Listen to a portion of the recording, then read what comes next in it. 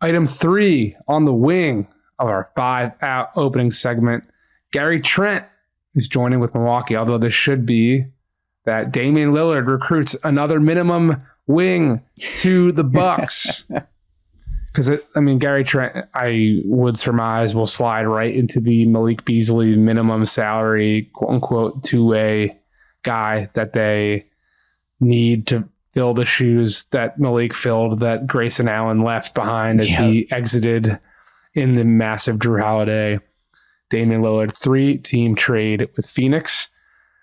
My first reaction to this was definitely about the salary cap, ramifications of this, and how Gary Trent is another wing that was making, he's one wing that was making significantly above the mid-level, expected to do that, and now ends up on the minimum in this new landscape that we will definitely talk more about, the second apron and the CBA and all that type of stuff further in the show.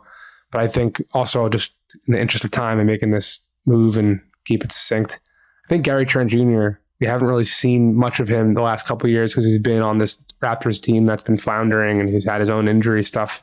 But just at first blush, in a better, healthier situation, I think he's a better player on both sides of the ball than Malik Beasley. And I think he will be potentially a really welcome addition, particularly on the defensive side of things. This guy who was picking up 94 feet at the bubble back when Yusuf Nurkic was one of the best 5 centers in the NBA for like 10 days. And that's probably the stuff that Dame remembers and what the Bucks are hoping he will be able to replicate on a team that needed someone like this. Is a big win for the Bucks in terms of not having so much optionality to get better. The fact that the Bucks walked into the postseason with really out of gas, Giannis was hurt, Dame got hurt in the first round. They did not. It was the appropriate whimper of an exit for a season that was underwhelming and not at all what everyone anticipated.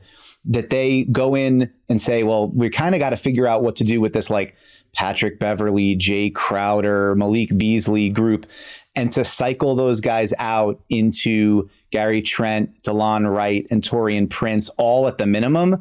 You get younger, you get bigger, you get more athletic and more versatile, and you get either probably better. Roughly equivalent shooting or better shooting. And you're surrounding Dame and Giannis with more shooting. I think this is it's disappointing to some degree from the Bucks perspective. No, you're not going to add a Mikal Bridges. You're not going to add a Paul George. You're not going to find that next super, big home run swing. But given the restraints they had, I think their roster makes more sense now. I think they have they've raised the ceiling of their roster. Gary Trent Jr., I think potentially, he's such an eye of the beholder player.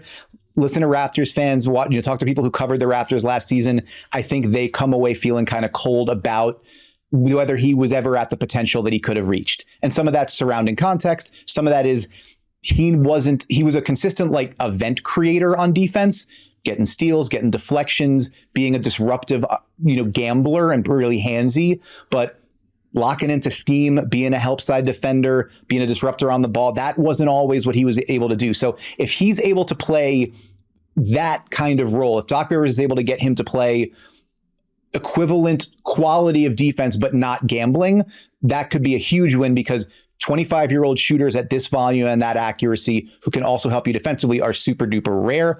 I think if Gary Trent Jr. really was consistently at that level, he probably wouldn't have been available for the minimum. But as you say, he's one of those guys that slips between the cracks a little bit, where in a different set of circumstances, he might have been a mid-level exception kind of guy. As teams keep holding on to those, knowing that you can use that as a trade exception heading into the season, he becomes somebody who starts scrounging around a little bit for a deal. Our boy Blake Murphy at Sportsnet had reported that there were multiple offers for Gary Trent at the tax pyramid level, $5.2 million.